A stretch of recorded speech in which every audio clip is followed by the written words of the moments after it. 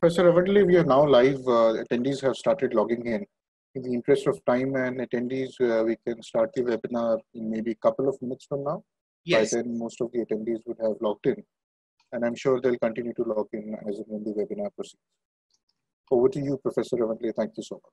Thank you very much, Mr. Akshay. We'll commence in next 1 minute. Sure, sir.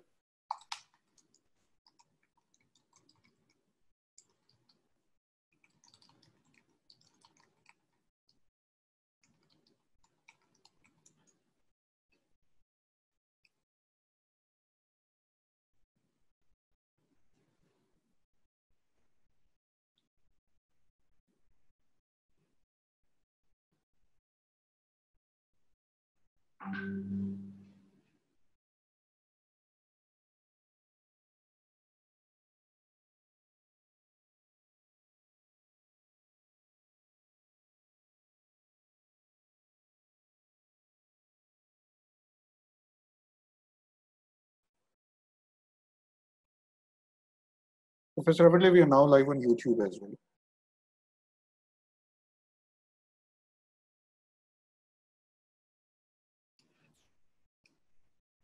Namaskar.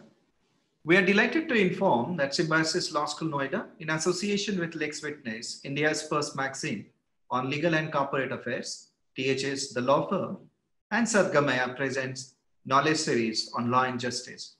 The Knowledge Series aims to provide continuing legal education to the members of the bar and to provide an opportunity to the students of law school to learn from the best and most experienced legal luminaries and have a first-hand experience of interacting with the members of the bar.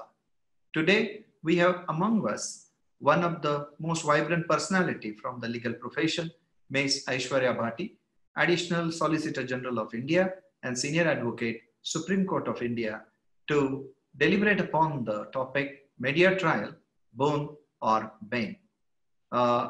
Today's session would be moderated by Mr. Raj Kamal. So I would request Mr. Raj Kamal to set the session into motion. Over to you, Mr. Raj Kamal. Thank you, sir. We are honored and privileged today to witness the webinar on media trial by the Additional Solicitor General of India and Senior Advocate, Mrs. Aishwarya Bhati. Ma'am, on behalf of the organizers of the Knowledge Series on Law and Justice, we welcome you and all the participants to the present webinar. Before we begin, I will set the housekeeping rules for all the participants. This session will go on for an hour and a half. During the webinar, if there are any questions, you can put your question in the Q&A box and we'll put it to ma'am while she's addressing the topic. And at the end of the webinar, there will also be a live question and answer session where you can ask the question directly to ma'am. All you need to do is press the icon, raise your hand, and we will put you in the queue and put the questions to ma'am. We will try to address as many questions as possible. Over to you, ma'am. Thank you very much, Raj Kamalji. Professor Ravandeli, it's Mihirji, Akshayji, and all the students and participants of this, this webinar this morning. Eid Mubarak to everyone. We have Eid today, so it's indeed a great privilege for me to be coming back to the university that I visited physically, as Professor Ravandeli was remembering. This is my first virtual webinar, but I have been in the premises, and I've seen such wonderful sprawling, lush premises that the faculty and the university has here in Noida. Raj Kamalji asked me to speak on this topic. When he assigned to me this, he gave me a choice of a couple of topics. And then when I read this topic, media trial, boon or bane, the first thing that actually crossed my mind was, you know, the debates and elocutions that we used to have in my childhood days. In school, we used to have these debates, you know, and they used to be like science, whether it is a boon or bane. Of course, it was quarter of a century ago, or maybe more, actually more. So that from there, you know, boon or bane continues. We started from whether science was boon or bane, and, you know, we went on to everything that was impacting our life, whether communications and internet and, all of these times, we have had all kinds of debates on whether a particular thing that is impacting our lives in current sense, whether it is a boon or a bane. I have always felt, as a child also, I always used to feel that, when I was initially, I participated in that debate as a young student, maybe in my third, fourth, I felt that this topic itself as, science as a boon or bane was quite intriguing. I felt it was a little misconceived. I felt it was a little misleading. But as a topic of debate, then of course I've matured over the years, and I feel that it's important to have these discussions of whether it is good or bad, how good it is, how bad it is. Ultimately, it's the line that we draw is what defines us, our times, and actually converts that particular topic that we are talking about into an asset or a liability. So the bottom line is whether, media and media trial may be a little bit of a, because trial can only happen in a court of law. That is the whole parameter and the whole paradigm of a trial. That is how the justice delivery system contemplates and acknowledges it to be. But media plays an extremely important role in justice delivery system. If we talk about specific constitutional provisions, then Article 19(1) A is the freedom of speech and expression that is deeply embedded and strongly, very fiercely and strongly protected by our courts by various judgments. Article 21, which is the all-encompassing right to life and liberty, has taken into its contours, everything that is required to live the life with the dignity of a human being. So not just an animal existence, but the dignity of a human being. The concept of fair trial also comes from Article 21. The courts have recognized it to be a very important arm and limb of Article 21, that the accused is entitled to a fair trial. Our entire criminal jurisprudence is based on an adversarial system where a crime has to be proved beyond the shadow of all reasonable doubt. And we follow the principle of innocent till proven guilty. We also believe, not just belief, the criminal jurisprudence is that let 10 accused persons go scot-free, but one innocent should not be punished. That is on one aspect. And then there are, things don't exist in vacuum or in absolute terms or in isolation terms. We have to wait. So what is on the other side of the way? The other side of the scale has the right of the victim, the right of the society to know, the sunshine theory that the US courts have propounded, scrutiny and the whole concept of fair trial, public trial, and also the times that we live in. Can we really do we really have the liberty to shun media glare into our lives? Recently we had, it was an interesting phrase that the former Solicitor General and one of the most celebrated legal doyens of our country said, Mr. Salve, in a news report, he said that Supreme Court has these days become the national dartboard of the country. Everybody's throwing darts on our national dartboard. We now see that social media has acquired new dimensions in so many ways. The Supreme Court has, of course, taken a suo motu cognizance on some contempt proceedings on some tweets that were made on the social media platforms. These were unheard of. A decade back, we did not have social media as a all-encompassing, intruding aspect of our lives. And if you see, social media, it was particularly appalling to note that somebody who's so loved and celebrated in our country as Mr. Amitabh Bachchan, during his COVID time, there was a tweet on his Twitter handle which said that, I hope you die. And for somebody to say something so sinister like that, to a person who is almost like, who has been a national hero for half a century at least in this country, these are the new realities. So how do we weigh it? How do we balance it out?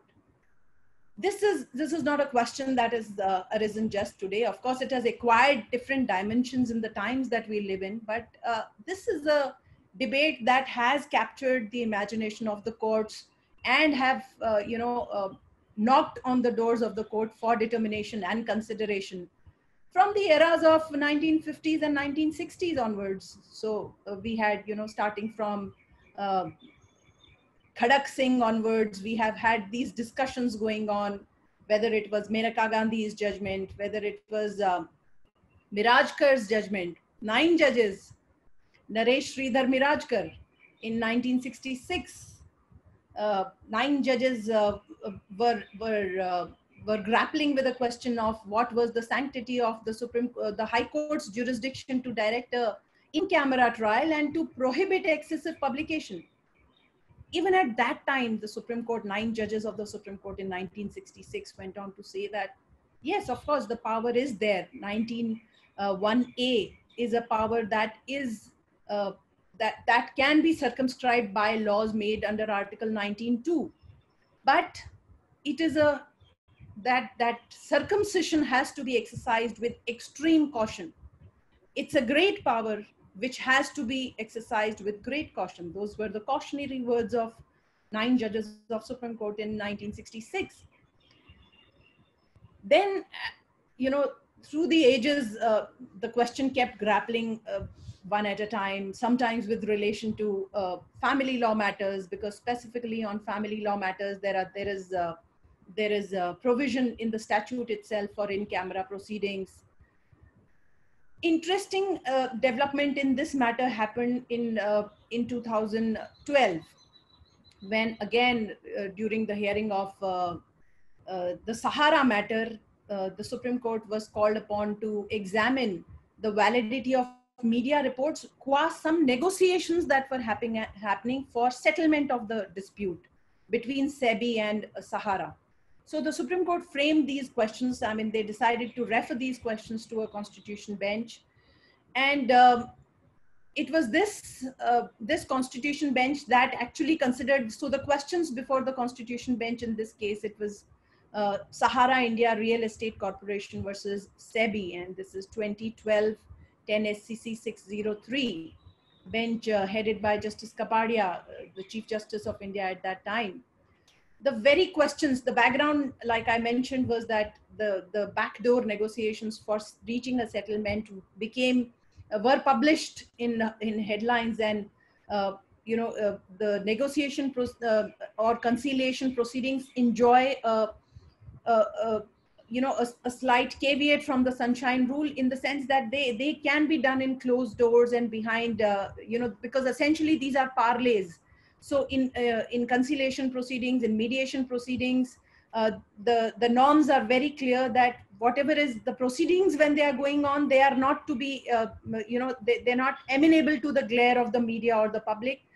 And after the proceedings culminate, then, if the parties have managed to arrive at a settlement, then of course the settlement is presented before the court.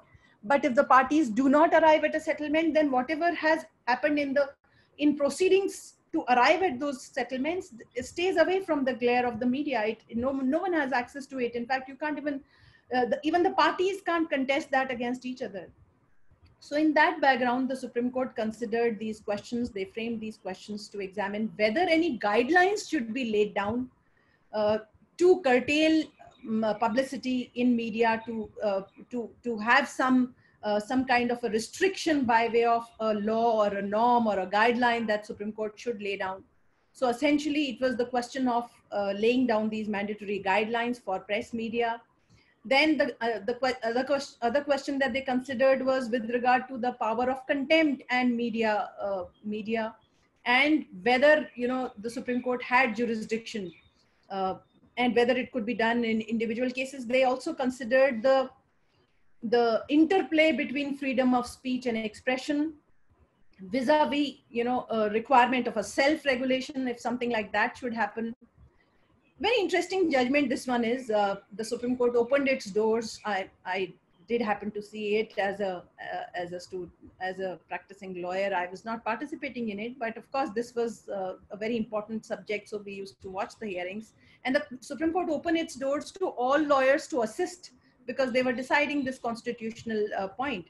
And the judgment notes the submissions of the stalwart lawyers on either sides, and because everybody was concerned that it was not really about this case. It was not about the parlays having been come out in public domain. It was more about whether guidelines should be laid down in for future cases.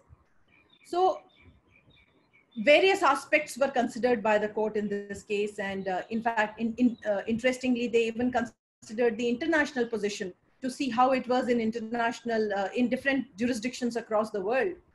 Essentially, the debate started from Article 21, fair trial, open trial. What was also considered was Section 327 of the CRPC, which requires the court to be open.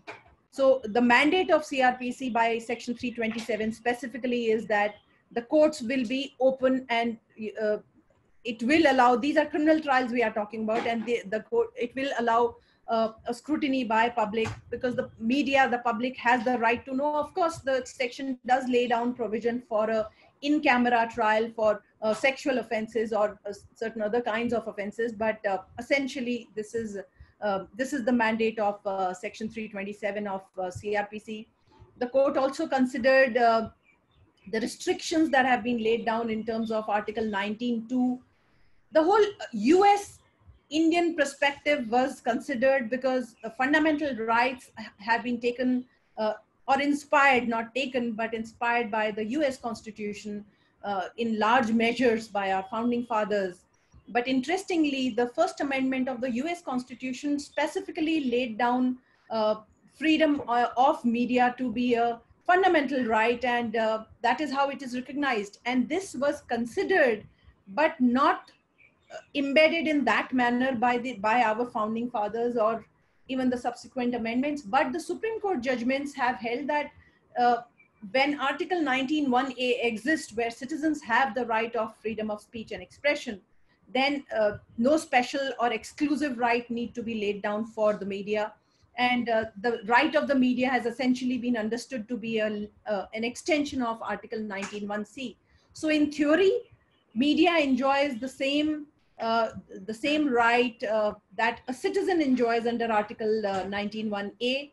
But of course, in practice, it is very, very different, because when a citizen speaks, then he speaks only to maybe one individual, a couple of individuals. But when a media house speaks, when a newspaper carries something, or a national news channel carries something, then it carries far and wide.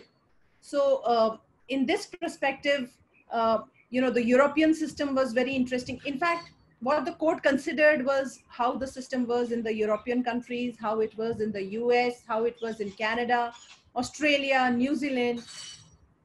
Of course, we always tend to close our eyes to examples which are not very good, or what we don't understand, or appreciate them as examples to emulate.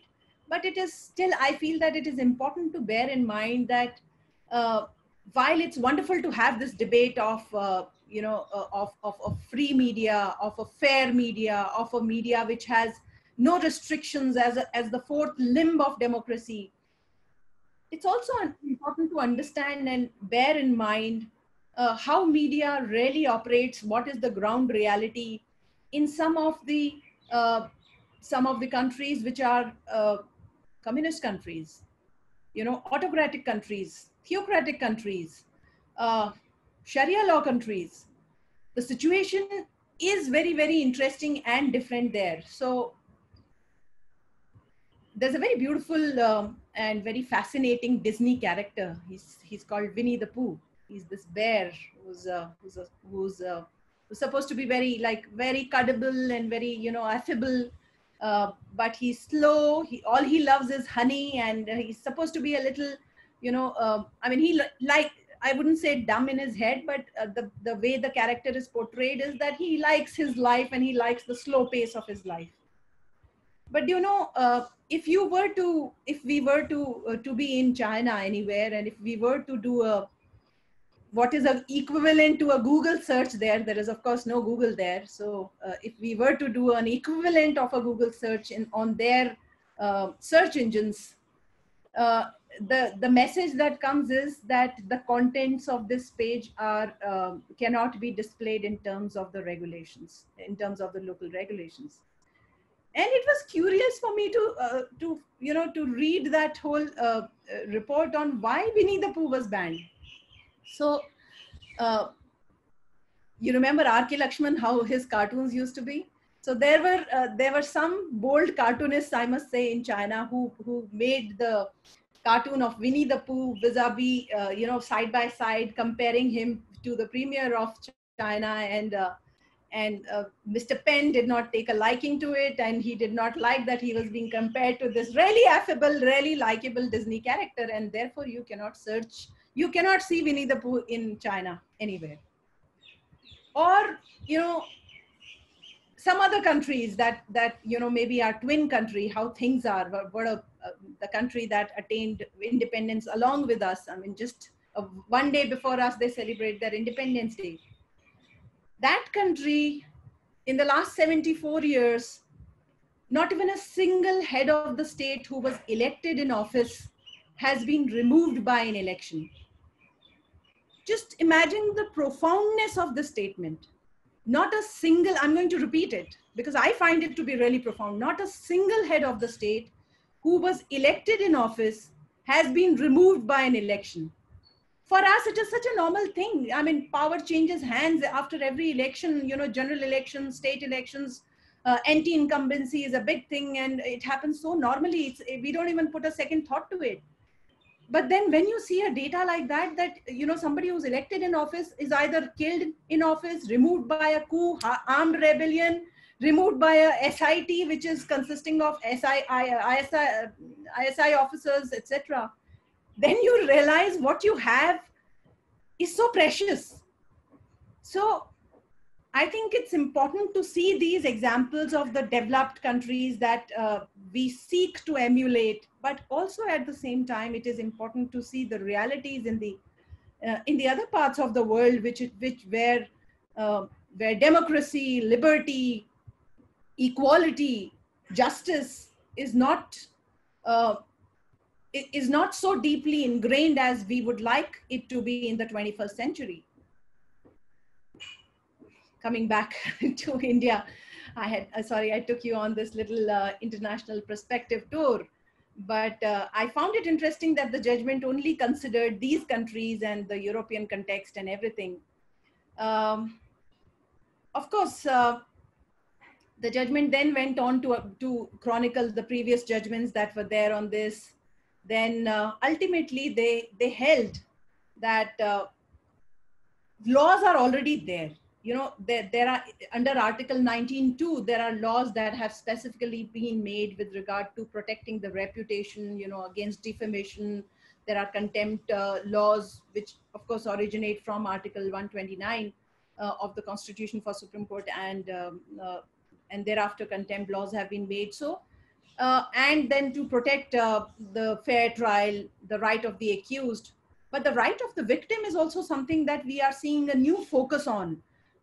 Earlier, the criminal jurisprudence was all centric towards the accused and his rights, and it is about giving him a fair trial, and he was the center of that criminal trial. But in fact, before the 1980s, the victim or the complainant did not even have a right of appeal.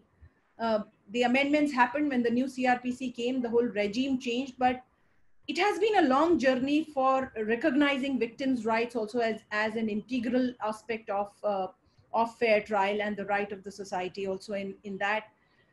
Supreme Court considered all these aspects, laid down what should be the proper way, what should be an ideal way, but went on to say that we are not going to lay down guidelines. It is for the media to to have self-regulation, to conduct itself with circumspection.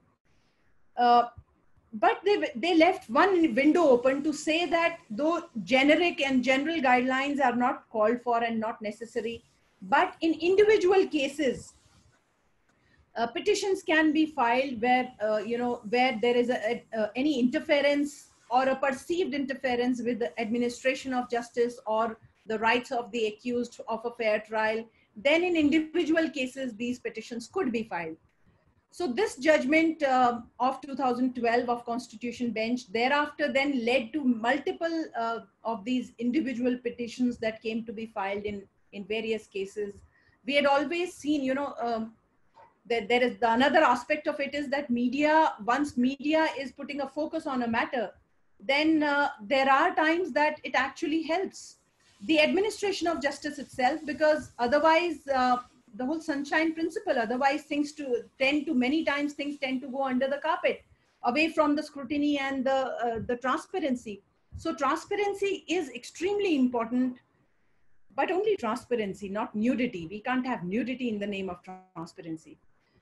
We had individual petitions that were filed in the case of, Asaram Bapu's case. The petition was filed to say that there should be a gag order and in terms of the guidelines that were laid down. But the court examined, then the court went on to examine these individual cases, went on to say that it cannot be in the facts and circumstances of this case. So that in terms of that window that was kept open in this Constitution Bench judgment, applications have been filed and applications have been examined on individual case-to-case basis. Now, that is the perspective of how courts have dealt with it. But I think we live in times right now of instant coffee, of instant noodles. There is a clamor for instant justice. There is, we are less patient as a generation, and it's not just about Indians. We are less patient as a generation inhabiting in this planet. So how do we deal with the requirement to have media to satisfy that, to have quick justice, to have media glare? Black Lives Matter. O.J. Simpson, was decades back, but Black Lives Matter has happened just a couple of months back. And but for those videos that were taken of Mr. Floyd, the world would not have rallied around it in the manner that it did. Many cases in India, Arushi Talwar's case, Priyadarshini Mattu's case, there have been many cases where things would have not moved in the manner that they would have moved, or they would have, they would have had access to justice also. So sometimes, or on most times, access to justice itself is enabled and facilitated by media. But then we had that Gurgaon school case where the guard of the Gurgaon school, where this young child was unfortunately, there was a sexual abuse of this young child in the Gurgaon school. I'm forgetting the name of the school, but and this a monster was made out of this guard within this was last year. A monster was made out of this guard within the next 2-3 days. And it was only after investigation it was discovered that there is much more than what meets the eye. So perceptions, the fight of perceptions is important, but I think what is important for us to understand is equilibrium is something that we need to strive for, we need to work towards.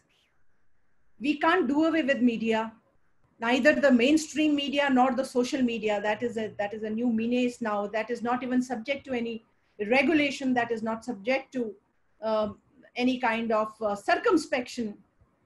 The examples that I mentioned right up front, we all know, we all have social media accounts, and we have seen the kind of activity that goes on those Twitter accounts or Instagram accounts, or, Sushant Singh's case is being fought in the media. We see it every day. It's happening. This is, any channel that you open, any social media that you open, and it is almost like, and you see what is happening to media these days, even the mainstream media, some of these shows, there is a prosecutor, there is a defense lawyer, they almost make it like Janta Ki Adalat, or, that's just one show, but there are many shows. They may not be called Janta Ki Adalat, but they make almost these, courtroom kind of a situation there, where there is a prosecution, defense, charges, you have to defend yourself, and pros, cons. I don't think we can do away with it. I think it'll be wishful thinking to even think that we can do away with it. And I think they serve a very, very useful purpose for us even to try to do away with it. Now, how do we turn something that is an incredible opportunity and incredible power into an asset rather than being a liability? When I was mentioning that the times are of having less patience and instant justice and instant coffee and instant noodles, I think we also need to have a deeper circumspection on our own justice delivery system. Why we are having a heightened focus on media trial, and why, after all, the public is liking it. In democracy, transparency is something that is required, and they want it. But the problem is that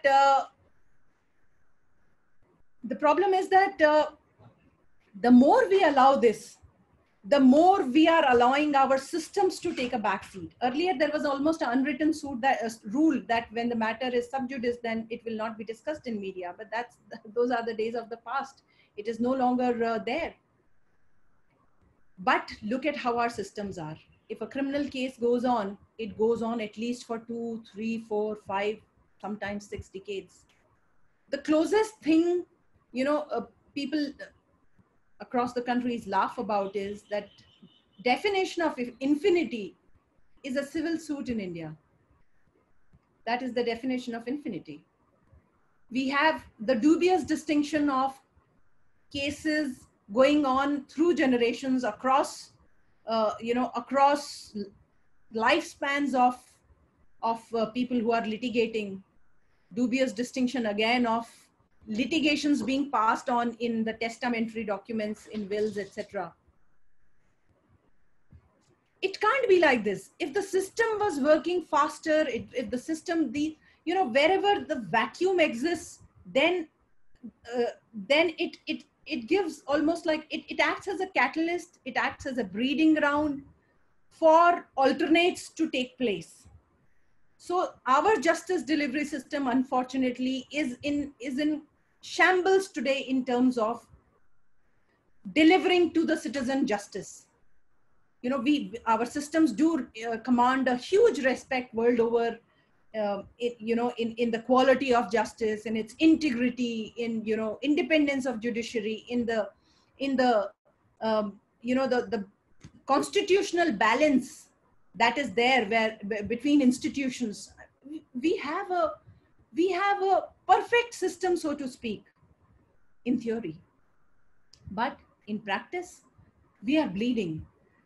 The delays are eating up our system like termites from inside.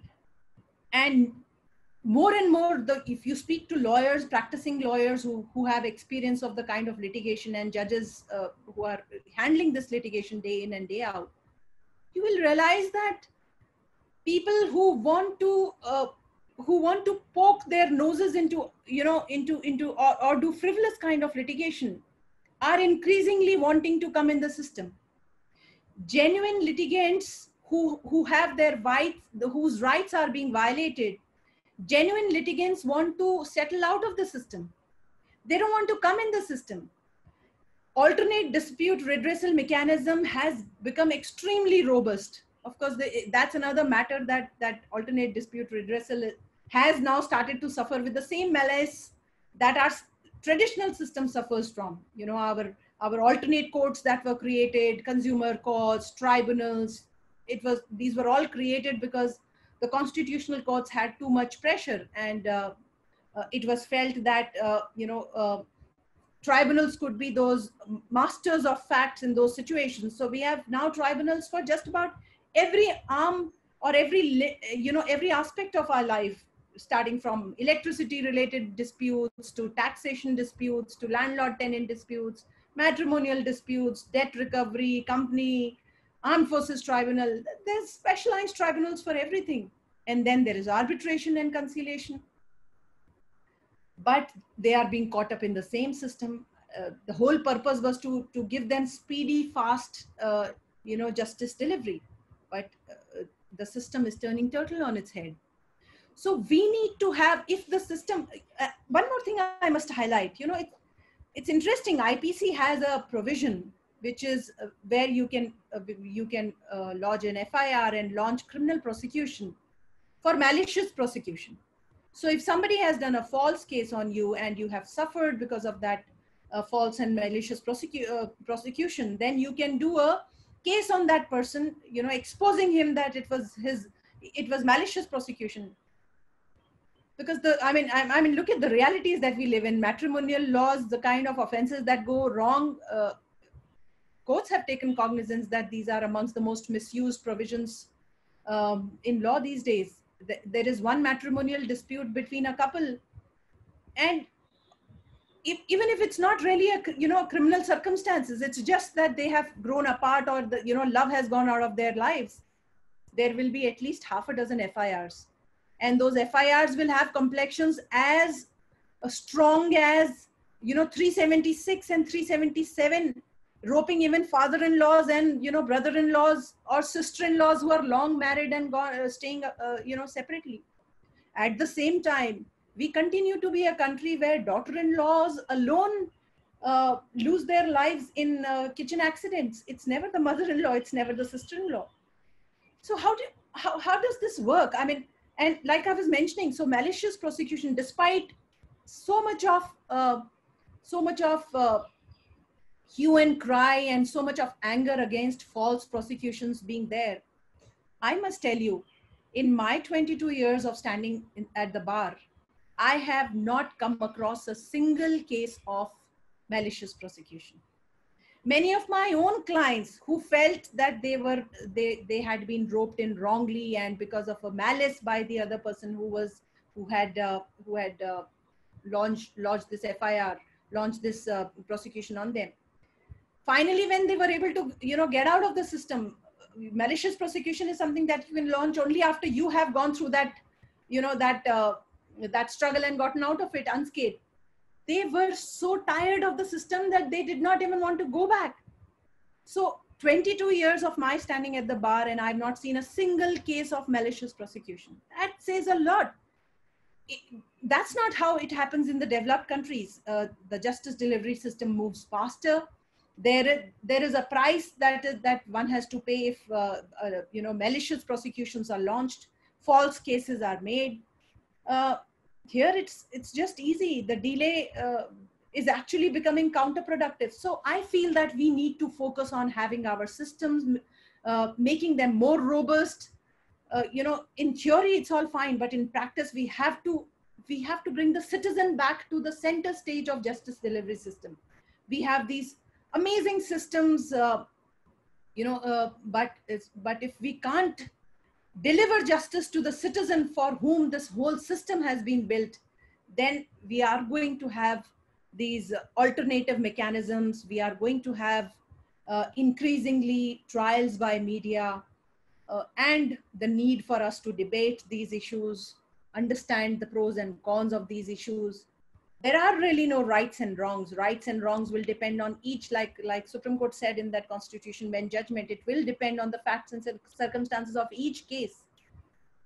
But time has come for us to understand the mischief which exists. Mischief rule is a rule that the legislators, the lawmakers often employ to when they are thinking of a solution to a problem.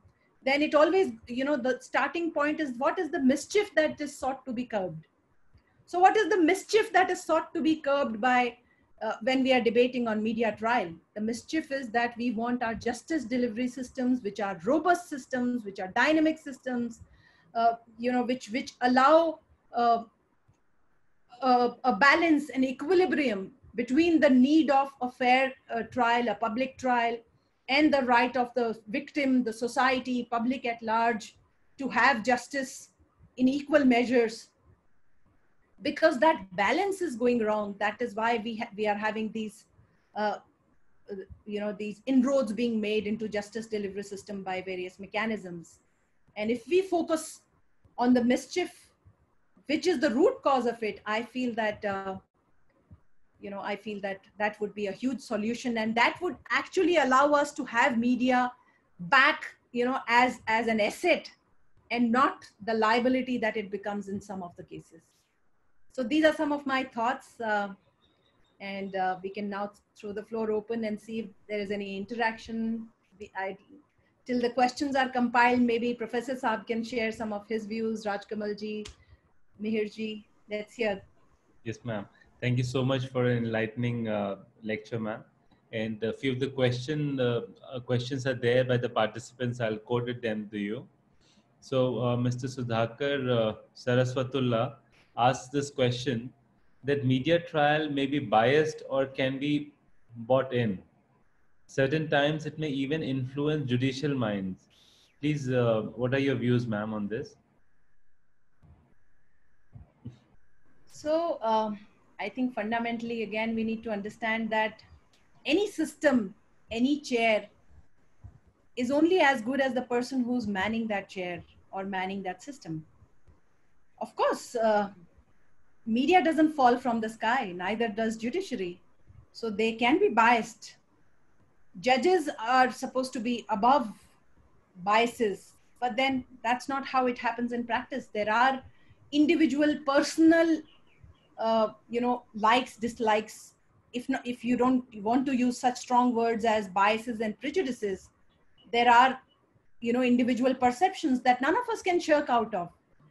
And no matter what we might believe them to be, they hold these constitutional provisions and media is this fourth pillar, but ultimately they are amenable to the biases that you and I are amenable to, or susceptible to, or vulnerable to. That is why we have the system of checks and balances. See, I think the solution will lie once our systems are more robust and, we are able to have justice delivery in a time-bound manner where, the truth actually comes out. So Satyamaev Jayate actually becomes the order of the day, and quickly so. But till that time, we will have to deal with these individual biases. And yes, these biases do exist. It will be utopian for any of us to think that the judges are above all of this, or the media is above all of this. That's not what we have seen in practice. But still, I would still, also, highlight on a hope that we have a system of checks and balances. So whoever is transgressing their boundary, it takes time. Of course, our system takes time, but ultimately, if the boundary is being transgressed, then the system of check and balances is very. That is one system I feel is very, very robust still in our constitutional mechanism. Thank you, ma'am. Ma'am, he has a follow-up question that would you consider that media to be the fourth pillar along with the parliament, executive and judiciary? There can be no denying that. There can be no denying that, because this is a democracy. It's a government of the people, by the people, for the people. We have to have we have to have an electorate that chooses the government that it wants. I mean, we will only get what we deserve. As a nation, we will get what we deserve. So media plays that important role. In fact, not just as a fourth pillar, but even as a check and balance of the rest of the three pillars. I think media plays a very, very important role, and that role has to be there. And here you make that comparison with those countries that I was mentioning, where you can't even see Winnie the Pooh. When you see those countries and the kind of media reports that come up from those countries, and the kind of, just I think 3-4 months back, there was this, I think she was a TikTok star, this girl from China, where she was talking about eye makeup, and she was giving a module on eye makeup. It made huge news because in the middle of that eye makeup module, she raised the concerns of, the atrocities that were happening in this province of China with the Muslims of that province.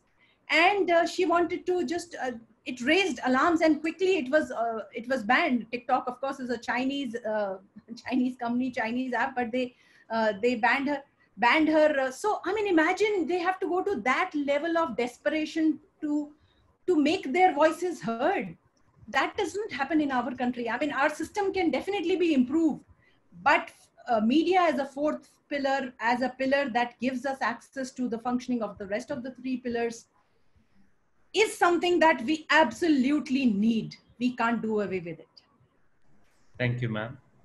Mihir, you have Yes. one query. Yes, ma'am. Before we go to the live questions, ma'am, Mr. Alok Kumar from THS, who's supporting us in this endeavor, wants to ask a question, and I'll read it. He says, does media trial prejudices the defense case and is antithesis to fair trial? He further goes on to say, are judges capable of being insulated from media trial? The legal issues of balance between freedom of speech and expression versus right to fair trial, presumption of innocence under the Evidence Act, burden of proof, etc. So what are your views on this, ma'am? Of course, yes, media reports can bias, can influence, can prejudice the prosecution case as also the defense case.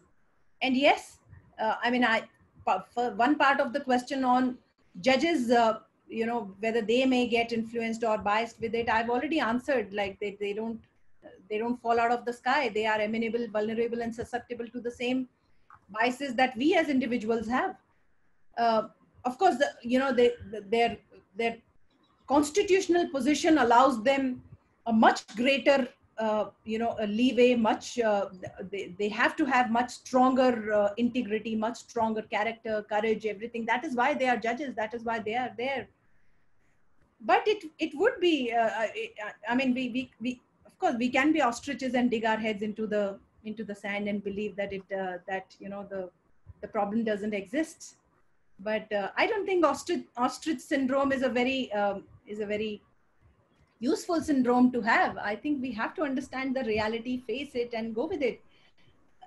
That is why you see that in the Constitution bench, the window has been kept open. The Supreme Court did not lay down any guidelines, but they said it will depend on what kind of reporting is happening in a case. Whether Supreme Court has gone on to say in many cases they did, of course you don't find many cases where gags are done by Supreme Court.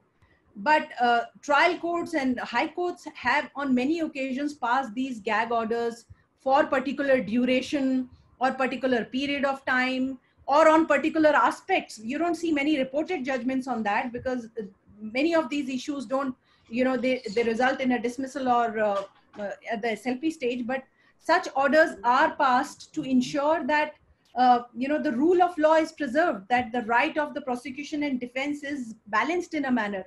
But sometimes there are occasions that media launches its own investigation. We have seen that also happening. And, there are sting operations, but many of these sting operations, mind you, again, have been accepted by Supreme Court, and they felt that those sting operations must be published. So there were questions which were raised with regard to, Tehelka sting operation or, of course, the Neera Radia tapes, etc. are being heard. So it's a mixed bag. It's the facts and circumstances of each case, how it is going to impact the prosecution or the defense, and in what manner it must be circumscribed. A huge leeway is available. A huge latitude is available. The curtailment is very, very narrow, and it is kept at on a tight leash, and rightly so.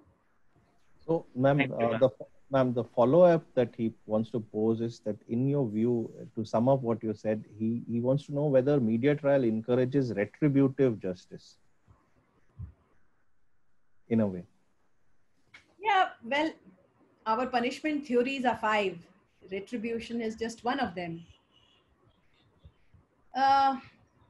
Yeah, but then maybe it's not media trial. Maybe it's us as a generation that we are too impatient to wait for the process to take its turn. Why just individual media trials? I mean, we as citizens, I'm not talking about you or me individually, but a huge majority of our country has actually rejoiced on the recent encounters that have taken place of hardened criminals. there is a increased focus again on extrajudicial the Supreme Court had to lay down that judgment on mob lynching and extrajudicial measures being taken by just media. Public is doing it. So it's the time that we live in, I feel. I don't think we should be blaming the media on it. Media also has very interesting stories on reformative punishment. There is a very interesting program that I saw. Of course, I come from Rajasthan, so the focus on Rajasthan news is special for me. But the open jails of Rajasthan, in the reformative theory of punishment, have almost become exemplary. Where in the later stages of punishment, these criminals, on the basis of their conduct and their behavior, and all the criteria that the prison boards do consider, they are kept in these open jails where their families are allowed to come stay with them. They are allowed all the conjugal rights. They can even go out to work, but only restriction on them is they come back and they have to sleep there. They have to spend the night there. Otherwise, they are getting ready for their integration back into the society. So it's not like media only has these stories where it's just retribution and retribution. Of course, we as a society, I mean, retribution has it appeals to us more. Media only shows what appeals to us more, what sells more. It's TRP that runs them. It's the TRP that governs what is being shown to us. It, of course, becomes a vicious cycle, but I don't think we can just happily say that media is responsible for all of this and we have no role to play in this. Thank you. We get what we deserve. Thank you, ma'am. Ma'am, we have few live questions. I'll invite Charvi Kumar to please ask question to ma'am. Good afternoon, ma'am. It has been such an honor to hear you. And I absolutely agree that, yes, we can't absolutely demonize the media. But building upon what you said, that it should be, I mean, it is the fourth pillar of the democracy. Should we then not expect a higher standard of conduct from them, just as we would from our parliament or just as we would from our judges? So my whole thing is that it's really good when they bring to light, say, the failures of the state to protect its own people. So whether that's in the case of George Floyd or Jessica Lal, but should it use its power to attack people or spread misinformation? There was no ramification against the media for spreading lies about the minor, the child in conflict with law in the Nirbhaya case. They spread outright lies, which was later, chastised by the board that finally tried him, but the damage was done. Everyone viewed him as this demon, this monster who had done all these things that he hadn't done. And on the basis of that, the country was able to pass a bill that completely violated norms of international child rights law. And then there's Arushi Talwar's case, where they, without any proper evidence, just outed to everyone that she was in a sexual relationship with the domestic help, essentially outing her as a rape victim. So it feels very strange to me that they can say these things and get away with it. Criticizing the government is one thing. Attacking people without any information and spreading actual lies is quite another. Ma'am, what do you have to say about that? I don't think anybody can disagree with you, Charvi. I mean, that is the reality. That is how it is. And, it doesn't matter if there is ultimately an acquittal after going through the process of the justice delivery mechanism. The reputation and, the entire employment, life, family, everything is gone. It just goes then and there. So nobody can really disagree with your proposition that, there should be a much greater deal of circumspection by the media. There are individual cases of defamation, which are, so that right is available to citizens. That right is available even against media houses. It's not like those rights are not available. And we have seen that, cases are being filed against media houses for irresponsible journalism. Nobody can act an immunity in acting irresponsibly. And that applies more so for media, because the impact of media is far greater.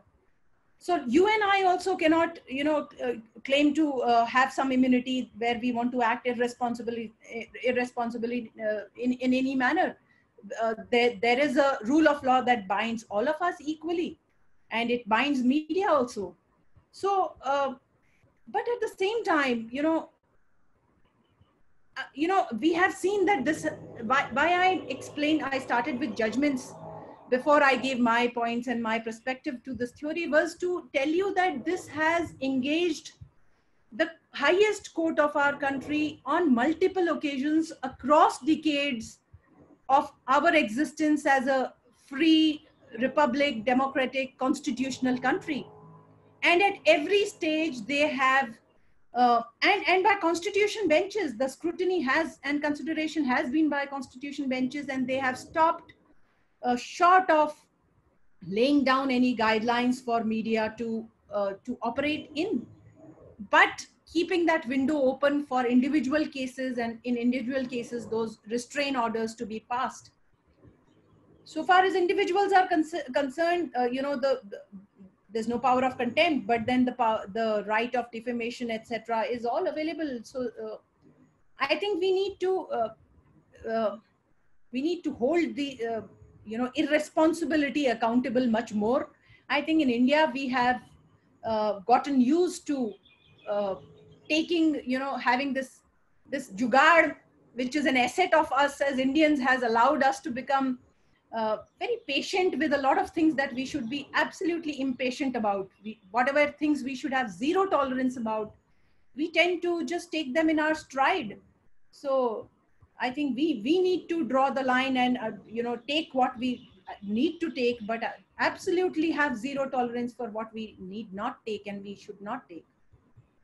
Thank you, ma'am. Garima Yadav, could you please unmute yourself and ask the next question?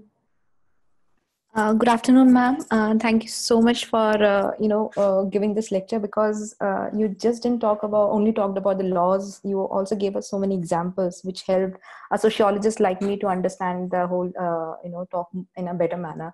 Now, my question is, ma'am, that that popular saying that justice delayed is justice denied.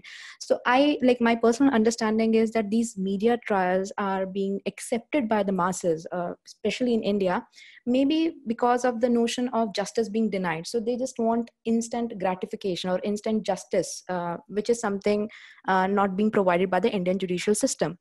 Along with this, I want to add one more point that so in the world of post-truth that we are living in, can the judicial system adapt itself to not only deliver justice, but also give the appearance of giving out justice? So because in post-truth world, we are focusing more on emotions rather than facts, rather than scientific evidences. And media is fanning that emotional part. So how do you think the judicial system or the traditional authorities can actually adapt in this post-truth world, along with the media trial, which is something that is is used by every household as an entertainment source also? Thank you, ma'am. Interesting observations there, Garima. Post-truth was an expression that you used. Another expression that is being used is that these are the times of shoot and scoot. You just shoot and you scoot out of there, and then that's it. You are not answerable. There's no responsibility there.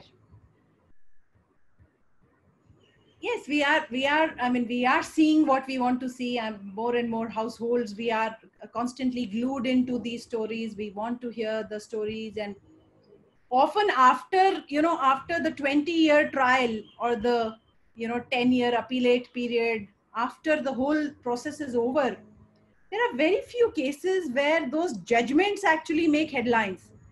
It's very interesting to note that a crime or an offense that has happened, the kind of media glare that it receives in the initial few days or during investigation, when it should actually, there should be less glare on it.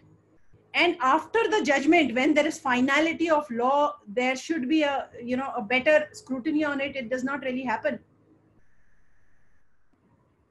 I have, you know, I have shared the perspectives that I had. And, you know, when you said that I gave the social perspectives in addition to law, actually, this is something that I have learned recently. The lockdown period was a time that I used to read some books about, you know, life cycles and lifestyles and, you know, of these legal doyens. I read about Mr. Palkhiwala a lot because I had never seen him in court. I never had that opportunity, but his journey was something that has inspired generations of students of law, all of us in many ways. So I read a lot there, and I found that the way Mr. Palkhiwala spoke about legal issues, he always connected them to the, you know, the times, the social, the political aspect of the society that we exist in, because law is not something, I mean, law keeps pace with life.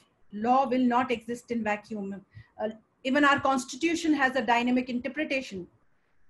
They are letters of law. They are, you know, the basic structure doctrine is all very fine. But what is important is that on multiple occasions, the Supreme Court has also said that we, you know, fundamental rights are like empty vessels. Every generation fills in those empty vessels with the wisdom of its own time. So it is up to fill it up with our own wisdom to understand the challenges that we face today. There are all these dangers with media trial, but still, on the preponderance of probabilities, if we were to have a shutdown of media from reporting these offenses or reporting crimes, which is life, they are reporting life. So if we were to shut it down or curtail it, or yes, regulation must be there, but that curtailment will lead to a much bigger problem than what is being done now. That's what I feel. Thank you, ma'am. We have Mr. Rajneesh Jindal who will ask the next query. Yeah, good morning, ma'am. Thank you very much for this. I just want to say this informative session. And my question is basically, it is a question as well as it is just basically an experience as well. See, no doubt that media trial has its own issues. But in few of the cases, as we know that media has played a very crucial role in molding the mindset of the present generation and does an incredible job in bringing the criminal on the hook. So my point is basically, for example, right now, what is happening with respect to the because of the corona pandemic. So in few of the cases, like I was just witnessing one situation where the parents were talking about the schools that they are not basically replying them, or they're not paying any heed to them. So don't we think that media is basically having a role in basically making the policymakers aware that what exactly is going on? And the one thing basically which we ignore on daily basis, that we only talk about the pillars, we talk about the 4 pillars, but we forgot about the foundation upon which these pillars are based upon, we the people of India. So why don't we as a people of this country, why don't we basically take this responsibility that these kind of whatever is happening in this media domain is not just this when I was reading the positive sides of the media on the Google, I wasn't been able to get even a single positive aspect of the media. But the point is, don't we think that we should have a responsibility first as a people of this country? Second, no doubt that media is obviously they are having this positive as well as the pros and cons as actually. And the ultimate point which I would like to ask from you is, what should be done in this regard? What should be the better solution to resolve this query? Because every time we talk about the problems, but we generally ignore the solutions. So solutions basically lie with the people of India, or where exactly is the solution, ma'am? That is my question. Thank you, ma'am. So Rajneesh ji, you will, though on Google you may not have found anything, but you will find many Supreme Court judgments on many important issues being initiated by media reports. So where they have taken suo motu cognizance of media reports on various issues. The entire era of public interest litigation, when it was the media reports used to be very strong foundational basis for many of these public interest issues that were laid down. I completely agree with you on this point that the citizen has to be at the fulcrum of the change that we want. Ultimately, media, like we all know, media operates very strictly on the TRP. I mean, not social media, but the mainstream media works on TRP. And TRP is how we are watching it, what we are liking, which channel are we watching. So ultimately, it all comes down to us being the fulcrum of the change that we want in the system. Media does play a very important role. There can be no denying that. Even as individuals, there can be no denying that, because probably not in the case of every case, but where there are issues with regard to high and mighty, where there are influential people who are supposed to be on the other side of law, media plays a very important role in exposing that and bringing it out in the public glare. And then it is more difficult for it to be, shuffled under the carpet in any manner. After all, democracy has that power. So yes, citizens will have to be at the center of it all. We have to realize that I think we as citizens have become extremely right oriented. We have to have our orientation towards responsibilities also. It was a very interesting quotation from Palkiwala's book that I'll just take out while you ask the next question on the balance between rights and responsibilities. I'll quote it because he said it. He says it in really beautiful words. But ultimately, it's all up to us. Thank you, ma'am. Ma'am, we have the next query from Mr. Avinash Singh Vaisen. Can you please ask your question? Yes, ma'am. Ma'am, I have two questions. One is with regards to the role of media on public perception, and the second on the judicial perception. So I'll first ask the first one, and after you answer, I'll ask the second one. Ma'am, the first one is the role of media on public perception. Do you think that they should be more sensitized towards our constitutional values? Because when you see media is normalizing and rewarding police brutality, case in point, the encounters that recently took place, whereas cases of police brutality wherein a citizen has suffered has not been given any heed. Case in point, the Jairaj and Phoenix case, right? So do you think that they need to be sensitized more towards our constitutional values, because ultimately they are forming public opinion, right? And when they form public opinion that police brutality is normal, whereas as expected, like extrajudicial killings are normal and your rights do not have any value, that is the entire public perception that comes out from these reportings. So do you think that they should have a more constitutional approach towards their reporting?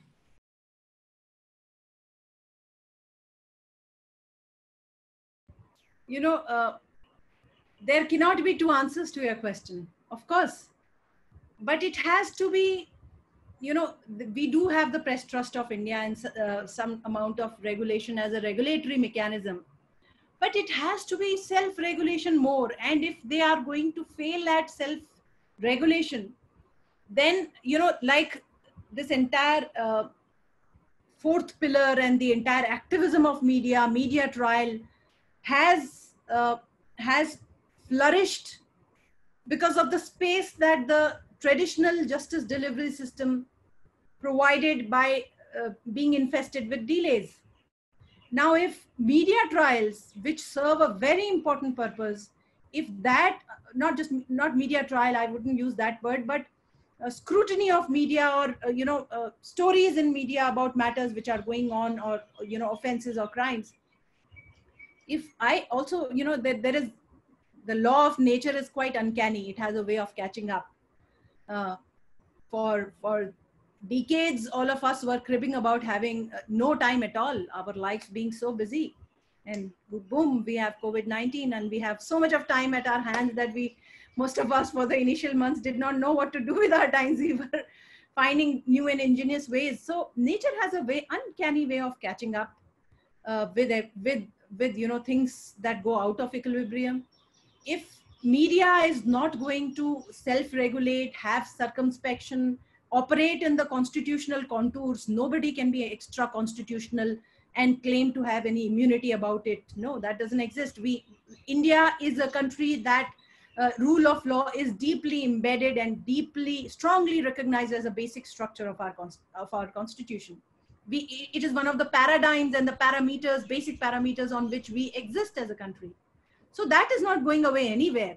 But if media is not, fails in keeping the balance, then there will be a mechanism by which the equilibrium will be restored. Let's see who manages to restore that equilibrium. But the system of check and balances will ensure that that equilibrium is restored. I must now quote that I found that Palkiwala's quotation. So Palkiwala says that it is true that eternal vigilance is the price of liberty, but it is true in even a deeper sense that eternal responsibility is also part of price of liberty. He goes on to say, excessive authority without liberty is intolerable, but excessive liberty without authority and without responsibility soon become equally intolerable. And then he ends by saying, liberty has a hypnotizing sound, while unfortunately, responsibility has no sex appeal. So nobody could have said it any better. Look at the words in which he says it, and he says it in the 90s. This is out of a lecture that he was giving in university in Canada, in Calgary. But very, very scathing, very prophetic, and very profound, balanced lines for us to remind us of our legal rights and legal responsibilities, both for us as citizens, for the press as the fourth pillar. Thank you so much, ma'am, for quoting the same to us. Thank you, ma'am. Now moving on to my second question. This is with regards to the role of media on the judiciary. So essentially, I'll ask this in special reference with the rarest of the rare doctrine. So when you see cases that are in public highlight because of the media coverage, they are essentially what constitute the rarest of the rare. In most of the cases, those are the reflections of what the media is, of what the media has covered. So I'll draw two examples. One is obviously the Nirbhaya case, wherein the death penalty was given to the accused, with the exception of one person who was a minor. And the second, I'd like to draw a parallel with the recent Jamshedpur, wherein the Jamshedpur case, wherein a minor was raped and murdered by beheading, and because it was not covered by the media, and the facts and circumstances of the case did warrant a death penalty, it was only given a life imprisonment. The perpetrator, one main perpetrator, was given the life imprisonment, whereas the other two were given 10 years in imprisonment each. So do you think that because of the selective coverage in certain aspects, judiciary also turns a blind eye towards some matters if it is not covered appropriately by media? I wouldn't go to that extreme and say that judiciary turns a blind eye towards some cases just because they have not, they have not reached or grabbed the attention of mainstream media or any media. I wouldn't go to that extreme, but certainly media glare and media importance. In one of the arguments for sentencing, you as students of law would be aware that when a trial takes place, after the conviction, there is a separate hearing for the purpose of sentence. So once the trial has concluded in a conviction, if it is an acquittal, of course it's an acquittal. But if it is a conviction, then usually at least 1 day's time is given for arguments to be advanced, and it's not in the same hearing as the pronouncement of judgment of conviction. One more hearing is at least given for the accused side and the prosecution side, both to assess their arguments on sentence and the quantum of sentence. And in that hearing, one of the arguments and one of the more important considerations is whether that crime has shocked the conscience of the society. Now, shocking the conscience of the society is an important parameter for determining the quantum of the sentence. That argument is made both by the prosecution side and the defense side both. So prosecution claims that this has had an impact on the society, and the defense claims that, well, this was just a, you know, individual isolated crime between two individuals, and it hasn't had any impact on the society. So, you know, you understand, I mean, we as students of law understand that crime is tried not by the victim. The criminal cases are never read as A versus the accused, the victim versus the accused. They're never tried like that. It is always state versus the accused. Why? Because it is understood to be a crime against not just the victim. Victim is just the victim of the crime, but it is a wrong against the society. That is why you know, that is one of the most determining factors between differentiating between a civil wrong and a criminal wrong. So media's role, when the impact, where it shows that the impact has been more on the society, or it has shocked the conscience of the society, and therefore it calls for a higher punishment, is a settled, accepted norm in the quantum of sentence considerations. But whatever does not receive media glare doesn't mean that it does not follow the rule of law. The courts in India are duty bound, and they do follow the rule of law. You know, just because a case has got media glare, it may show that the impact is more on the society. But that doesn't mean that a crime that has not received media attention has been any less heinous. So the conviction will be there, only the quantum of sentence may differ. Thank you, ma'am. We have the next question from Dr. Mohit Sharma.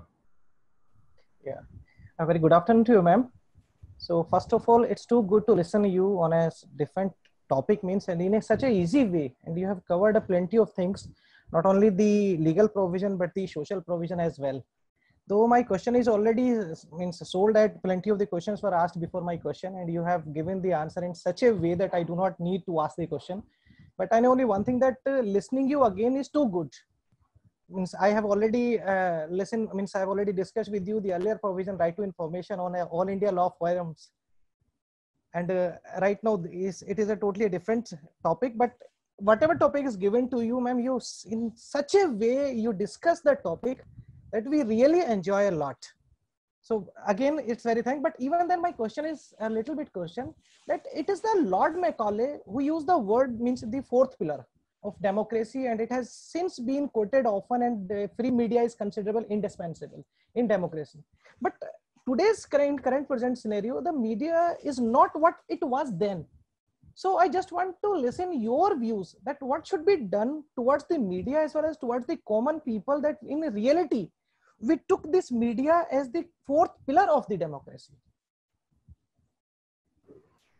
First of all, thank you so very much for such kind words of almost, I'm like flattered almost. It's very kind of you to say that. I try to, try to understand the topic that is assigned to me. I feel that the biggest learning of a topic happens when you share your thoughts on that topic with your colleagues and your fellow students of law, whether they are practicing law, whether they are teaching law, whether they are studying law. We are all students of law in different areas. And there's one thing, you know, some of these amazing tall lawyers and leaders of our bar, they say some things which stay with us. So when I prepare cases and when I prepare legal issues which are given to me, there's one thing that Mr. Fali Nariman had once said in one of his interviews, that whenever you are preparing a file or a legal issue, then of course you have to research, you have to read, you have to acquaint yourself with multiple ideas and thoughts of people which are there in public domain. Now it is easy to do research with the internet, and also with our legal softwares, all the judgments and where it is quoted, and you know, it's almost statistical. We get very nice data which shows us how it has been followed, where it has been followed, and etc. So it's easy to do research, but still most important thing that I gained from Mr. Fali Nariman's interview on that topic when he was giving advice was for young lawyers. I mean, you keep that advice and it stays with you. I'm still a young lawyer, but was that allow the legal preposition and your research to to, to circulate in your mind. Sit over it. I mean, let it churn in your stomach. Allow it to synthesize with your thoughts. Don't just quote the research that you have done. Gather it, absorb it, and try to synthesize it, try to circulate it, analyze it, and sleep over it. And then share your thoughts. That will have, that usually has, an element of your own identity and your own, philosophy along with the research that you have done. So that has helped me a lot, and I shared that with you because you said you liked my style of presenting legal issues. So if you could also do that, and I'm sure it'll be wonderful. Like it has worked for me, it will work for everyone. It's a winning formula. Now, coming to the solutions that you're right. I mean, media is not what it was when Macaulay said this thing about media. You're right, absolutely right. There can be no denying that. But the world also hasn't been the same. We as citizens are not same. We as nations are not same. We as the world are not same. We can either, I wouldn't say crib, but I would, for the lack of a better word, I would say we could either, get agitated or upset about the fact that, we have gone down from perfection. Things have headed south in many ways. You talk to old timers, they will always say, oh, in our times, it used to be like that. In our times, it used to be like that. Yes, those times are not there. These are different times. But it is no, I'm not one to subscribe to the view that our time is worse off than the time that was there earlier. In so many ways, our times are more exciting. I mean, look at, the world saw a Spanish flu 100 years back. It was supposed to be an equal magnitude pandemic as we are having today. But still, the literature that we have seen or read about the Spanish flu is the impact was not so much because world was not such a small place. So world becoming a smaller place, now SpaceX talking about taking us and colonizing Mars. We don't know where life is going to take us. Moon is the thing of the past. Now we are talking about life and colonies on Mars. We don't know if Elon Musk will succeed in taking us to Mars and actually having colonies and nations and universities and colleges. But if life goes, law will follow. I think I'm becoming a little philosophical here, but I think the bottom line and the center of it all is the individual. None of these social, legal, constitutional changes can happen without the focus of the individual. Systems have to be there. Systems are robust. In India, we don't have a problem of systems. Our systems are very, very well built. The problem really happens in our laws also is one of implementation. And somewhere losing the focus in implementation processes becomes counterproductive and starts impacting the system itself. So let's understand and realize the challenges. And I mean, we are taking all brickbats against media, probably today, but look at how unregulated social media is. You can get away with just about anything in social media. Supreme Court had to take cognizance of issuing guidelines to the social media houses, to the intermediaries. They were just calling themselves intermediaries and getting away with it for content with regard to child pornography. This is, I mean, this is not, there's no debate that this is completely illegal, but still dark web is something that exists. It is a reality that exists, and social media is completely unregulated. It is the anonymity gives, there is still some accountability. Media houses are responsible. They have to work within the framework and be responsible about their actions. But the seeming anonymity that that gives people the the liberty and the latitude to do whatever they want on social media platforms, that is a bigger challenge that is staring us So we, for that reason, need to have our media houses to be even more robust and strong fourth pillars, so that the unregulated, when social media started, when internet started as a medium of news, it was said that, well, it is unregulated, so anyone can just say anything, and that actually like blockchain has become a regulation in itself. Blockchain today, cryptocurrency was the first one, I think, to use that blockchain concept. But because blockchain is open to all, amenable to all, uses every computer that it uses as a system, therefore it cannot be changed. So do we go in that direction where everything is there, everything is open? Or do we have some kind of regulation? I don't know how the way of the future is going to be. These are still some questions which need to be asked, but I think we will still get what we deserve, and what we really want to get, we will get to that. Mankind, as Homo sapiens, we are extremely resilient and resolute. That becomes our pitfall also at many times, but then we do manage to get what we really set our eyes to get. Thank you so much, ma'am. Thank you. We have the next participant, Aishani Shukla, who will ask the question. Good afternoon, ma'am. Good afternoon, professors.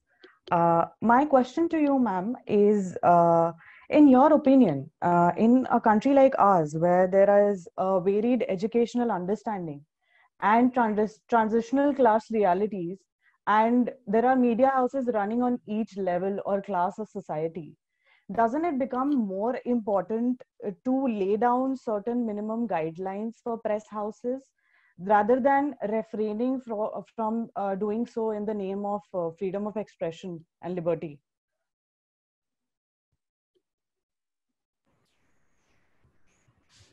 Thank you, Aishani, for your question. I believe I mean, it's already covered in what I have said earlier, but I'll just cap it for, I'll just maybe succinctly put it again for you. I feel that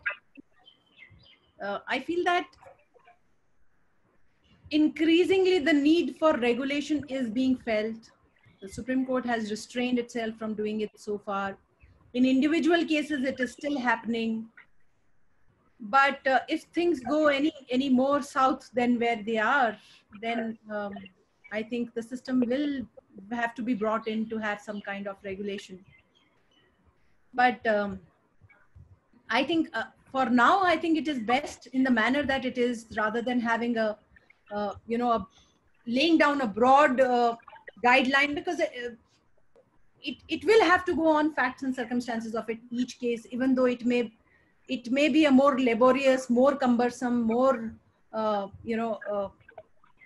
longer process to go through. But laying down broad guidelines may prove to be counterproductive for a democratic country like ours, where we take pride in celebrating the equality, the liberty, the principles, the rule of law. That's what I feel still. Thank you, ma'am. We have the last live question from Rachna Joshi. Please ask your question. There has been an exhilarating listening to you. For two reasons, primarily. One, can you be a little louder, please? One, it's been an exhilarating experience listening to Aishwarya, and primarily for two reasons. One, she followed the principle that nothing is worth doing unless it's worth doing very well. Two, your answers have reflected an unbiased and open mind. That makes me proud of you. There is a small query that I have in mind, and you being holding a very responsible position today.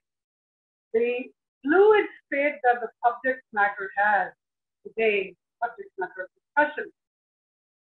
Do you have something in mind in the manner in which you would like to contribute and use your officers to bring a better clarity or a little more explicitity explicit position in the area which we are discussing today. Do you have something in mind which, in the manner in which you like contribute to the subject matter?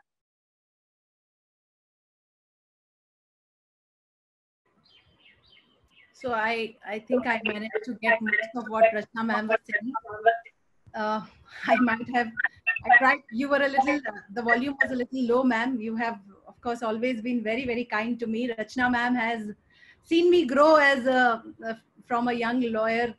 I do have the privilege of having her as a neighbor next to my office. So she has seen me in that journey from the beginning, and she has been extremely kind to me, very encouraging. She has on multiple occasions told me, given me inputs which have made my professional journey better. And that's the wonderful thing about this profession. Though it's considered a very ruthless profession, a very difficult profession, especially for young lawyers, and if you're a woman at that, you had it. And a woman and a young mother, as a young lawyer, then it becomes a huge hassle for you, but then you get amazing colleagues and seniors in your journey who become your guides, who become your teachers. So Rachna ma'am has been one of those amazing people in my life. And so I think ma'am was saying that the topic became very fluid, and maybe if I could give some concrete suggestions on, I think that's what ma'am was saying. Ma'am, you're right. I also felt that in the question answers that actually became too philosophical also. It did not really remain a legal debate. But then I was just trying to share my thoughts in the best possible manner to the questions that were coming. If I were to crystallize on the way forward for suggestions and solutions for way forward, I would say that I don't think time has come for us to take any different position as students of law. I mean, as students of law, we do have the right to academically analyze and even criticize judgments of constitution benches. So I don't think the time has come for us to differ from the Sahara judgment of authored by Justice Kapadia. And I believe that the individual parameters window that has been kept open by the constitution bench is the right window to have. Also, there are sufficient laws to safeguard the reputation of individuals. We just don't exercise those rights enough. I think we need to, if we feel strongly about it, we need to exercise those rights. We need to be cautious about what we are reading and watching in media, because it is our TRP and ultimately which is governing what we see. I don't think I have anything else to add, ma'am. Thank you, ma'am. Thank you, Rachna ma'am, for the question. Ma'am, before concluding the webinar, we have just last two questions. I'll put it across to you, ma'am. One is from an anonymous participant. So he quotes that one of your statement about there being a difference between a general revelation of actual events behind an incident and there being nudity. So quoting this, he asks a question: shall the revealing of a political nexus behind suppressing a particular individual by way of rape, fake encounters, etc., be considered trying to make the system naked? This is the question, ma'am. No, my statement was more that we need to have a transparent system, but in the name of transparency, we can't have nudity. That was my respectful submission. But the proposition that you are asking me to comment on, there can't be two answers to this. I mean, it is illegal, and if the conspiracy behind that illegality has to be unearthed, it has to be unearthed. How can it be nudity? It is what the justice delivery system mandates to be done. Thank you, ma'am. So, ma'am, there's the last question for the day from Dr. Madhukar Sharma. He quotes, I'll quote, when we question the media trial on the point that it can influence the judges, we take a premise that judges can get influence, which contradicts the very idea behind the statute of Lady Justice. Isn't it questioning the very integrity of the justice? of the judges? So that the lady justice is also interesting in the English sense. The lady justice is blindfolded, but and also in the Greek sense, from where she starts. But the Indian lady of justice does not have a blindfold. She has her eyes open, and initially, I mean, I saw this not too long back. I did not realize this in the corridor of the judges where we don't have access. There, the lady justice is without the blindfold, and it was, when we inquired, we were told that the whole purpose of that is that so that she sees, she is open, with her open eyes, she can actually understand better. She can see the biases, she can see the follies, and she can take a much more considered view. She need not just weigh in the scale. She should use her eyes also. So I think it's important for our judges also to have access to what is there in media. Yes, wherever media is going overboard, it needs to be checked, and it's the very same judges that we rely on for checking media going overboard also. But at the same time, where excesses are happening, then also the highlight. That is why Supreme Court has taken on many occasions, or High Courts take cognizance of media reports. And they are in re cases. They are suo motu cognizance on a media report that is taken on particular issues. So this is a line that will have to be continued to be treaded with balance, with equilibrium, and whenever it is lost, we thankfully have our justice delivery system to bring the balance right back. Thank you, ma'am. In a follow-up question, I will quote. Dr. Madhukar Sharma asks, when we read the conflict between freedom of speech and expression and right to fair trial, is it a legal conflict altogether, or is it a conflict of professional ethical conduct of the media world?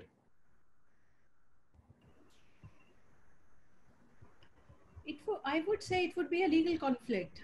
Professional conflict, yes, in the sense that they have professional ethics and they obviously are bound by those professional ethics like all professionals. But the conflict between 19(1)(a) and, many of us often tend to gloss over the rest of the sub-articles of 19. We just confine ourselves to Article 19(1).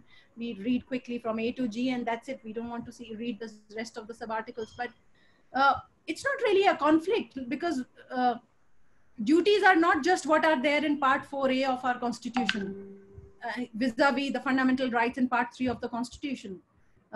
To quote the current Chief Justice, he said that if I have the right to move my arm, my right to move my arm ends where my colleague's nose starts. I can't be moving my arms in an indiscriminate manner so as to be hitting my colleague, the person sitting next to me, his nose. No. So if I have the freedom of speech today here, you have called me, you all have a responsibility and duty to hear me. We've been here for an hour and a half. Anyone of you could have easily said, well, too much philosophy for the day. Let's just get it over with. But rights and duties exist more in the jurisprudential terms that we have read in, jurisprudence classrooms. That every right has a corresponding duty that everyone around us has to happen. That's why I read from Palkiwala those scathing and those really prophetic words to understand that it's the balance between the right and responsibility, legal right and legal responsibility, that defines ultimately in the manner in which that legal right itself can be enjoyed. So legal conflict, yes. Professional conflict, yes. But I wouldn't really call it a conflict. It is balancing out, because it cannot exist in absolute terms. We all have to understand that nothing exists in absolute terms in this world. Thank you, ma'am. Thank you so much, ma'am, for the erudite and vibrant and philosophical lecture. And now I will invite Dr. Professor C.J. Ravandle, sir, our guru and mentor, to give a concluding remark, after which my colleague, Mr. Kumar Mihir, will extend the vote of thanks. Over to you, sir. Ma'am, thank you very much for the session. I will not call it as a lecture because it was extempore and you were connecting several dots. I have few submissions to make as a learner of law, and I take pride in saying that my guru in my life always has been my father, and his guru has been my grandmother. So I have learned from their wisdom. My father always has informed me that today most of us are interested in knowing what lies beneath, but nobody is bothered to see what lies before us. And in this we have lost what he always says in Marathi, Prakashachi Yatra, means journey towards light. So he says that, and that's what he was informed by his guru, that when it comes to the existence of the darkness makes us realize the importance of the light. So we cannot deny existence of one in absence of other. So he says that these are two sides which are very important part of our life. So one is the darkness and other is the light. So it is not a question of which one you would like to see. It is what the life will show it to you. So media also has its life. So we cannot say that media does this or media is for this or media should be doing this. But you importantly said, it depends a lot upon us as well. What is that we would like to see? And you focused on the point that is TRP. Because it depends upon what media. I remember the term which we were taught in our law school days. They said media is nothing but, rather they say it's a mean of, it was via media. So if you wish to communicate, so there is a via media. So that can be different. So today we have electronic media and most of the people are or rather I enjoy when it comes to electronic media. Sometimes I get serious seeing certain discussions. Sometimes I find fun because I feel that they are entertaining than discussing the issues. But here and then, Mussolini once said, I would like to cite him, people dislike Mussolini for the right reasons or the wrong reason, and I'm not in support or of Mussolini, but his words were about democracy. He says, democracy is a kingless regime, infested by many kings who are sometimes more exclusive, tyrannical and destructive than one if he be a tyrant. It becomes applicable to everyone when the moment we say democracy. It is always said that media is most important if we have to have democracy running smoothly in this country. Of course, media should comment upon. There are two, you referred to Sri R.K. Lakshman, late Sri R.K. Lakshman as well. Well, truly speaking, I have grown up reading Maharashtra Times because my attraction reading Maharashtra Times was Kasa Bollat, which is in English Times of India. It was, you said it, a small caricature portion. So I remember comment, because media comments, because what is happening on it, how it should be, what has gone right or what has gone wrong, etc. So there was, and this I always cite in my classes, when the said to be scam related to fodder was unearthed from state of Bihar, the caricature which Mr. R.K. Lakshman brought out in Times of India, there were two pictures. One was of Bapuji, father of the nation, and to the right hand side it was fodder of the nation, and a look-alike of one of the person alleged to be involved was shown.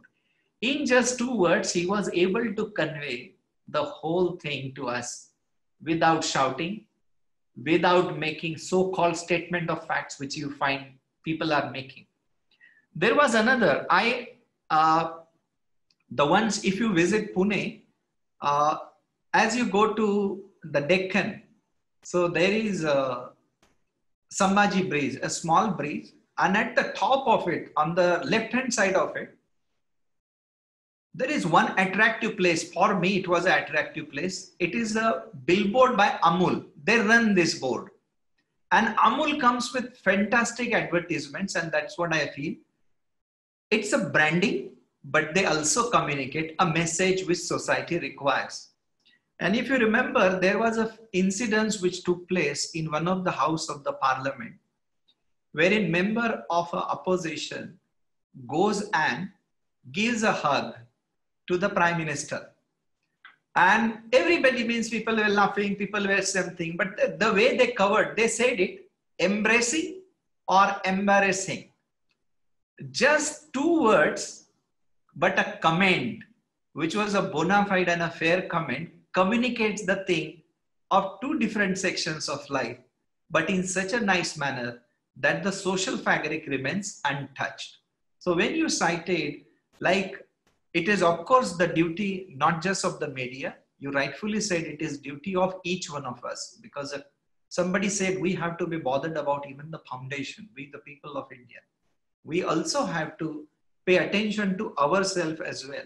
So when we see today's media, what does it show?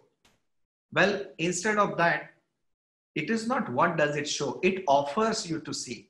It is up to us whether to see it or not. We just can't put it on them. And if something is disliked or liked by you, you have agencies wherein you can report it.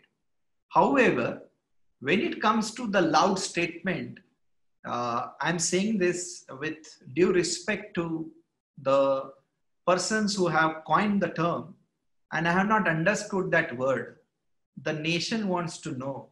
I really do not know what nation or the term, or is there a person called nation? I'm not able to figure out. Maybe I'm too illiterate. But yes, when the moment that word is said, nation wants to know. But yes, it does get that attraction. And people just see what is that something which is coming up. So that's a way of communication as well. And now we have another term, I'll not get into that. So instead of media, I would rather say it's a medium, and which we are using to communicate our thought via that media. And then we are saying that media.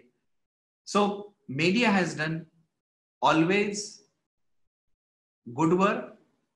There are incidences which are nowadays seen by many as increasing number of incidences, wherein sides are taken, and that's where we lose our faith. But who is not taking sides? We also need to understand that point. When we see the other, because when I was listening to Javed Akhtar ji recently, he spoke in one of the sessions organized by Symbiosis. So he was talking about the mirror and the image of the one. So he said, "Kaun sa bimba ya pratibimba?" That is in Hindi, I would like to cite. "Kaun sa image kisko pooch raha hai?" Who is asking whom?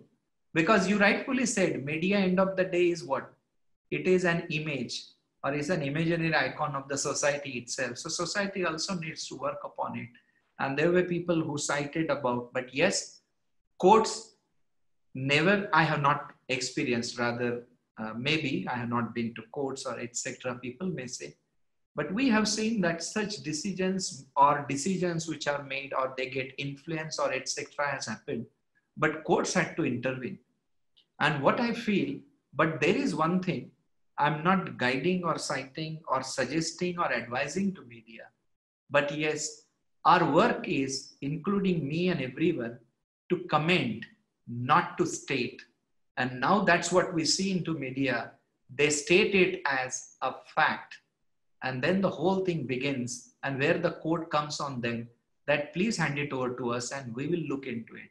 And we have seen what has happened to the lives of the great people who have devoted their life for the making this nation, but it was just thrashed in a second on the basis of what was run as the sting operations, and later on found to be there was no truth in it. So we, instead of believing in it, we need to see it and it needs to be proven. So ma'am, thank you very much for all the comments which you made. I'll not say the statements which you made. And they of course were apt, they were very related, and I could see very good questions came, because that shows that yes, they all were ignited and accordingly they asked those questions depending upon what was cited before them.